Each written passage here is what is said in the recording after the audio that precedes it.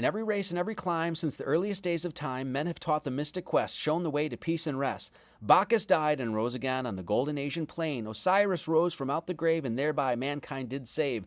Adonis likewise shed his blood by the yellow Syrian flood. Zoroaster brought to birth Mithra from his cave of earth. And today in Christian lands, we with them can join hands. And this is why you have time after time after time a recapitulation or a reimagination of the sun god myth. Dionysus, Helios, obviously. Jesus is one of them. Horus, we're literally called a horoscope, horology. That's the hour of the day is all based on what? The sun.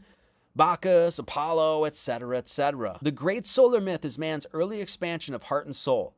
Lifted in great exaltation to his maker, has from its earliest and most primitive conception persisted, evolved, developed, and manifested down to our own day and age. This myth has been the wellspring and fountain of every system of religion the world has ever known. From the most primitive cult of barbarism to the most cultured Christianity, the solar myth has passed through every philosophical transformation which the human mind has been capable of giving it.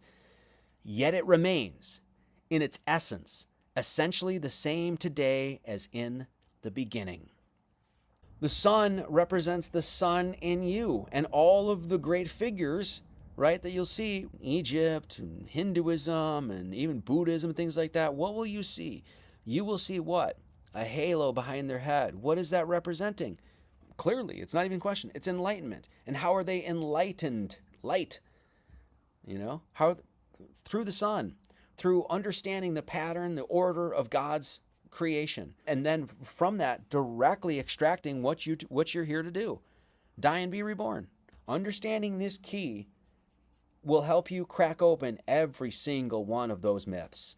There's the unspeakable, unknowable, transcendent Father, which is what? In the center of the whole thing, up and beyond Polaris, through the gates that you'll have to cross.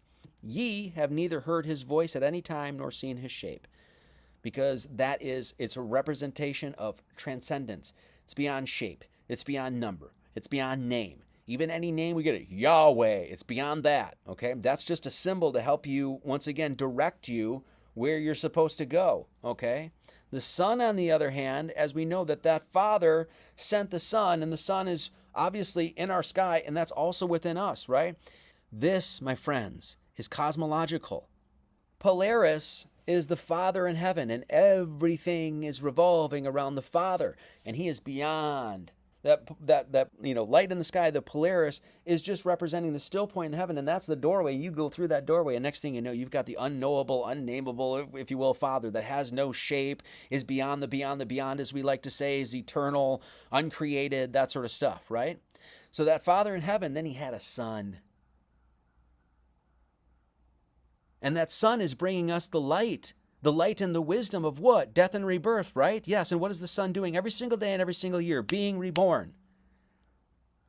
Polaris is the Father in heaven, and that Father is tied to the sun. And he sent his only begotten Son. How many suns are in the sky? One. It's the only begotten Son.